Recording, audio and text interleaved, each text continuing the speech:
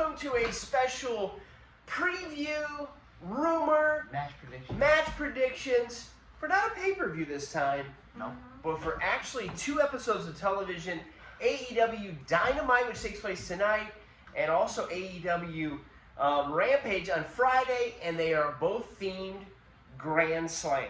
Yep, that is what they have been.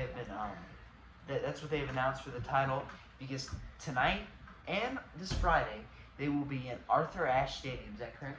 Yeah. In New York, New York City. Correct? It is. It's in Queens. Yep. It's a tennis stadium, and I looked it up, and it seats around 23,000. Of course, that's for a tennis match, so there will be seats on the floor, on the court. So that's going to be more than 23,000 if they sell out, which I believe they are. Yeah. I believe it's sold out. Yeah. Largest crowd in AEW history? That's what it seems like. Even bigger than the United Center, which they were at a couple weeks ago. Yeah, I don't know the exact the seating for the United Center. I would guess around 23,000. But this is supposed to be the largest crowd ever. And I tell you what, we love wrestling. We've watched wrestling for the last couple of years. And here's the thing. Well, you've watched wrestling. Well, I've watched it for many years. But us together have watched wrestling for the last few years. Did you ever think we would be doing a match prediction for an episode of television and not a pay-per-view? No. We've only done that before one time. And that's when they had that Fighter Fest event, which was a 2-night event, but there was a lot of belts on the line. And so it was a pay-per-view the year before. So it's not, but no. Could you ever imagine doing a match prediction for an episode of Raw? No. Because here's an episode of Raw nowadays, and up here, I can't reach high enough, is where we put AEW Dynamite, especially when they do something special like this. Yeah. And Tony Khan and AEW have done great to make these special events, whether it be Fight for the Fallen or Fighter Fest or Homecoming, or did they do Bash at the Beach at one time? They did like their first year. Yeah, and they did one on. I love when they did the one on the cruise ship. Did you guys watch that one? I didn't watch that one. I just heard about it. Jericho's cruise. That's what that's where Omega and Page became champions at that event. So anytime there's an event where they're at special locations, I like it, and I've always liked this. So we're gonna get right into the matches. These are, in my opinion, your guys' opinion, pay-per-view quality matches. Oh yeah. You think so, B-Man? Uh-huh. Pay-per-view quality matches.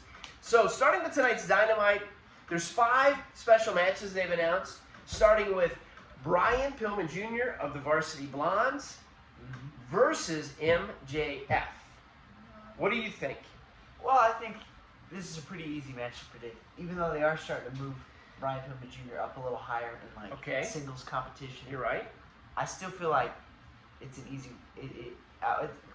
It's easy to predict MJF to win this match because Brian Pillman Jr. is still getting started out, but MJF's been there, pretty much since they started AEW. Mm-hmm. He's kind of been pretty much close to, one of the top guys for sure. One of the top guys. Yeah. So I'm gonna go with MJF winning. What do you think, B-Man? You go first. Well, this, like he said, is kind of easy to predict. Here's the thing: Brian Pillman Jr. is definitely the star of the Varsity Blondes.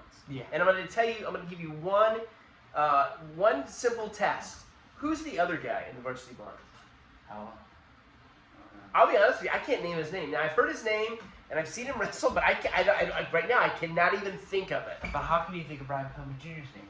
Well, it helps that his dad was a famous wrestler. Yeah. It also helps that he's got some crazy mullet. Is mullets coming back? Or is he just doing it? I mean, I've seen somebody else with him. I hope not. But, anyway, MJF is not going to win this match, or MJF is going to win this match. It's just, to me, it's a push for Brian Pillman Jr. to even be in this match. Mm-hmm. And so MJF's going to win it. I don't know what they'll do. Like I said, MJF, he's not going to lose this match. Sting and Darby Allin are going to team up, 60-some-year-old Sting and Darby Allin, to take on FTR. They've rumored Sting versus Tully Blanchard, and I don't want to see that match because Tully's even older than Sting. What's going to happen? Let's go with him because you didn't even make your predictions for MJF. Are you tired? Yeah. Do you need to be dismissed? I'm tired. Okay, go ahead and tell us real quick. MJF. MJF, Darby Allin. No, he didn't make that prediction. Oh, yeah. Darby Allin Sting. Oh, Darby Allin Sting. Okay, what about you? Well, Darby Allin and Sting, at least that I know of, have they ever lost a tag team match? Darby Allin and Sting? This is like their fourth one they've ever had. I don't think so. Because I was reading about some different matches they had, like during like earlier this year, we weren't following as closely, and then we kind of started picking back up in the summertime. Sting and Darby Allin. Yeah. B-Man has left. Go ahead and say what were you saying just a second ago? Well, Sting and Darby Allin have fought a couple matches this year. This year's, isn't correct, 2021, that's the first time Sting fought in AEW. Because he debuted towards the end of the year last year. I believe but so. Did not fight until Revolution. They had a cinematic match, so it was They did? easy for him. Yeah, they did. Oh, at Revolution? I believe so. That was his first match. It was definitely a cinematic. I can't remember who they fought. I think they fought Team Taz. That sounds about right. So go ahead, keep going. Well, as far as I know, they fought a few different people. Didn't they fight? They fought Men of the Year. You know, I'm not up on it. I'm not 100. I can't say. I felt like it was a Double or Nothing, which I had no idea about until I just read something the other day. Mm-hmm. But I don't know. So are they going to beat FTR here? Well, as far as I know, they have not lost any matches this year. Now they might have. But FTR is a good team, and you know they're one of the top teams, former champions. Not That's very right. long, For a short time, yeah. for a very short time, in AEW and in WWE, Yeah. in NXT as champions. But I'm gonna go with. I don't know. This is kind of a harder one to predict, but I think I'm gonna go with Sting and Darby Allin in this one. I am going to as well. Darby Allin is, I would say, one of the top 5, 6 stars in AEW. I don't see him losing to FTR here. The only thing is the FTR left WWE, maybe because they weren't portrayed right, maybe, I don't know. And they've come to AEW, and I know they have probably more creative. They got Blanchard with them. They're kind of that old school like they wanted. But they really haven't done much in AEW. They did win the titles for just a second, just for a little bit. Yeah, for like 2 months. Yeah. From So All Out to Full they kind of, you got the Young Bucks, and I guess the Lucha Bros are the champs. But FTR needs another reign as champions. But I'm still going to go with Darby Allin not losing. Not because of Sting, but because of Darby Allin. Britt Baker, champion, is going to take on Ruby. We don't usually predict the girls' matches, but Ruby just came in from WWE. Does she become the champ tonight? No, there's no way. Not for a second. In my opinion, Britt Baker's the best female athlete in all of wrestling, not just AEW. Plus, it's Adam Cole, my favorite. It's his girlfriend. She's not going to lose. She's not going to lose the belt, no matter what. Yeah. Also tonight, Cody returns. Cody Rhodes taking on Malachi Black. This is a hard one for me to predict. Yeah, this is a hard one. It is. Because, Malachi Black's just made his debut. He's never lost a match. He never lost in AEW? As far as I know. In AEW. He hasn't fought a lot. Yeah, you're right. He hasn't fought a lot. But he fought a few matches. I think he fought Cody once and won very quickly at Homecoming. And then he fought Dustin Rhodes, I think, and Arn Anderson's son. Yeah. I don't really know. He hasn't lost. He hasn't lost. So this is kind of a harder one. I was thinking maybe that Cody would win. We got Cody and... Yeah, they're right here. Like he's kicking him. Yeah. I was thinking that Cody could possibly win this match. Since he, after losing that match real quickly. But it's kind of a hard one to predict because Malachi Black has not lost a match. So make your prediction. I don't know. This is hard. Make it. I think I'm going to go with Cody. Make it final. What is it? Cody. I'm going to go with Cody as well. This is very hard to predict. Cody's been gone for a while. I think he's been filming. He come back. Is he going to lose just coming back? Malachi kind of took him out, so he's got to come back for revenge. I don't see Cody losing here. The only thing is I'm not sure where they're going to go with Black. If he does lose, we'll see. I think this should end this feud and they can move on to something else. Yeah. But I'm going to go with Cody here, winning. I don't think he loses coming back. And of course, the main event, a match that I'm very, very, very shocked they're giving away for free on television. However, when I first heard it, I'm like, this is crazy. And then I looked, and it is not for the championship unless I misread that. We have the champion Kenny Omega versus Bryan Danielson. It's his first match, and he's fighting the champion. So there's no possible way. Yeah, if you go by AEW and their ranking system and all this stuff, there's no possible way that Danielson could be fighting for the title because he's never fought a match yet. So how could he be ranked? He's 0-0. So it can't be for the championship. That changes everything in my predictions. I'll go first, and I'm going to say Bryan Danielson wins this match. He only wins this match because it's not for the title. If it was for the title, he would not win. Because even though Bryan Danielson or Daniel Bryan or Bryan, whatever, even though he's a multi-time world champion, he's main evented multiple WrestleManias. This year's WrestleMania, he was in the title match. I think it does. It hurts AEW. This is what happened with Impact, I think, or TNA. They would get a WWE wrestler that left, and now usually not on the level of Bryan Danielson. And then he would come in and beat all their guys. And it totally made WWE way up here, and it made TNA look like, well, they got nobody because one WWE guy comes in and beats everybody. Now, AEW is a little different because it's bigger, and they have more wrestlers. But I think if Danielson comes in and then wins the title on his first night, then it makes AEW, it just degrades them a little bit because here's the WWE guy coming in to win the belt. So the title's not on the line though. So I think he'll win here, but he's not, of course, not going to win the belt. Even though Kenny's been champion a long time, when I first read it and thought, oh, it's for the title, he's not going to lose. He's not going to lose the title this quick. Danielson will be champion within the year, or at least within the next 365 days, but not yet. But Danielson does win this match.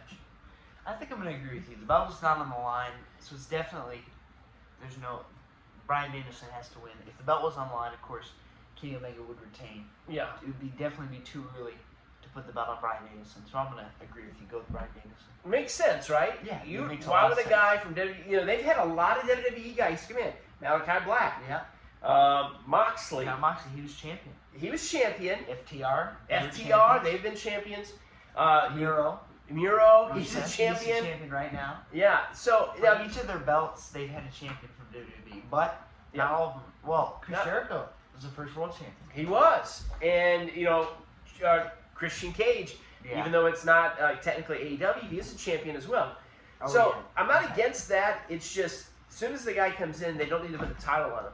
They've done an excellent job of creating new stars. Some guys have been in the independents, but the average fan doesn't know them, like Jungle Boy, Darby Allin, MJF. They've done a great job, but and of course Darby Allin did have the TNT title. So yeah, that's right. We'll see.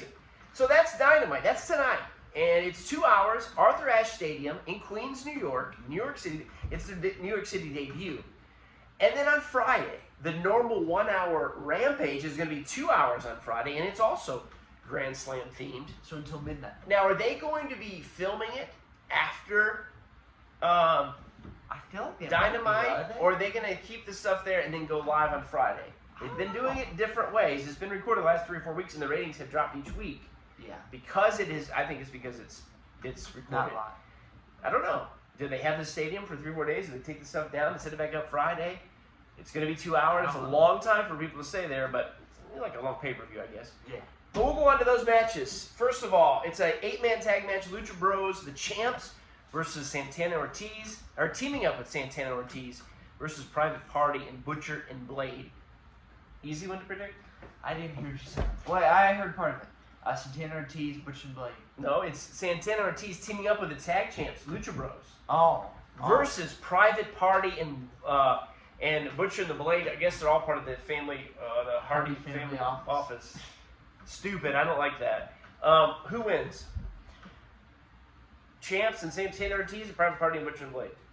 Well, I think this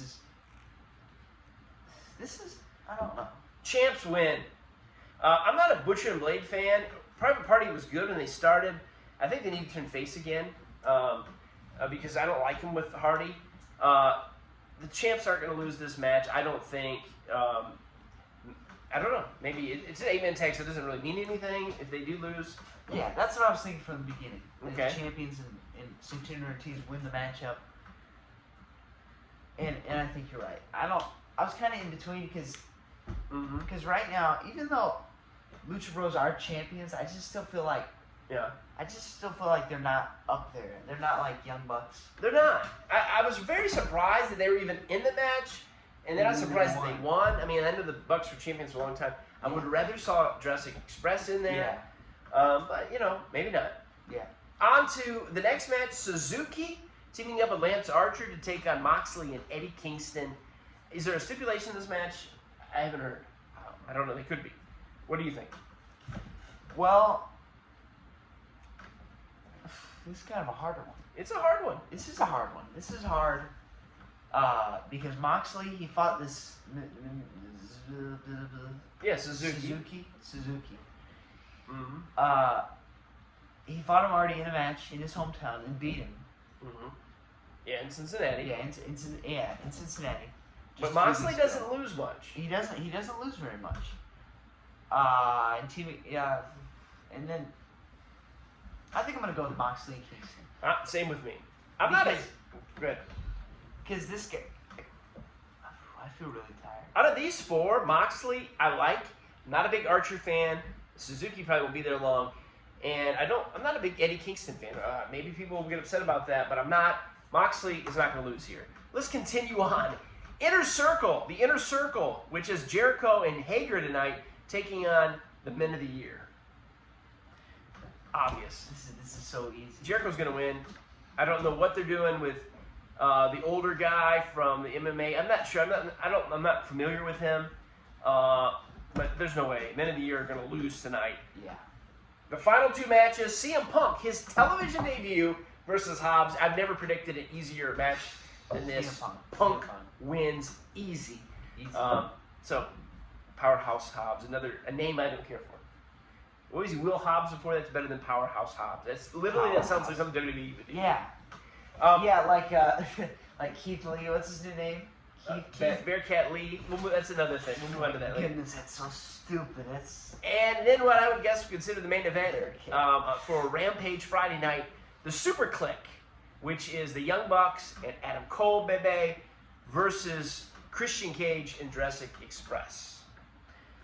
Well, I think this is another easy one to predict. The Bucks don't lose. No way. It's got to be the Young Bucks and Adam Cole. Adam Cole fought a match, but he's still just come recently. Plus, they have to win this match. Super Click's going to win this match easy, I think. It's going to be interesting to see where we go from here. Next week, we are going to hopefully do another prediction on next Wednesday. Yeah. It's not a theme show that I know of. It's the October, whatever next Wednesday is. No, it's still September. Yes, it's the September 29th edition. I thought that was right, and I got ahead of myself. Because from what I figured, it could be The Fiend, which can't be called The Fiend. Bray Wyatt, it can't be called Bray Wyatt.